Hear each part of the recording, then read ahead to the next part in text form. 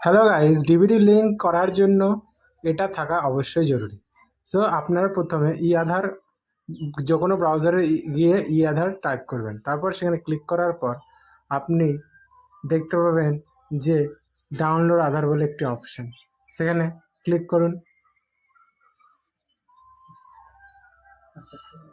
করার পর ডাউনলোড আধার ক্লিক করুন। করার পর আপনি ড্যাশবোর্ডে যাবেন। ডাউনলোড আধারের ওপরের দিকে কোনায় একটা ড্যাশবোর্ড বলে অপশান আছে, সেখানে যাবেন। গেলেন, তারপর নিচে দেখবেন যে চেক আধার ভ্যালিডিটি বলে একটি অপশান, সেখানে যার চেক করবেন তার আধার নাম্বার দিয়ে দিলেন। আধার নাম্বার দেওয়ার পর আপনি নিচে দেখবেন ক্যাপচা লেখা আছে, সেই ক্যাপচা টাইপ করবেন। টাইপ করার পর আপনি দেখতে পাবেন যে সেই আধার কার্ডের সাথে কোন নম্বর লিঙ্ক আছে বা লিঙ্ক নেই।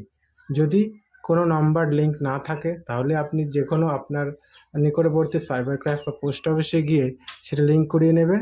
আর যদি থাকে তাহলে আপনি ডিবিটি লিঙ্কটি করিয়ে নেবেন। সো যদি তাই মোবাইল নাম্বার লিঙ্ক থাকা খুবই জরুরি ডিবিটি লিঙ্কের ক্ষেত্রে।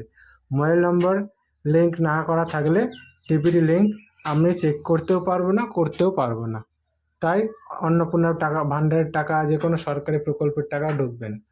তাই আপনাকে অবশ্যই মোবাইল নম্বর লিঙ্ক করতে হবে।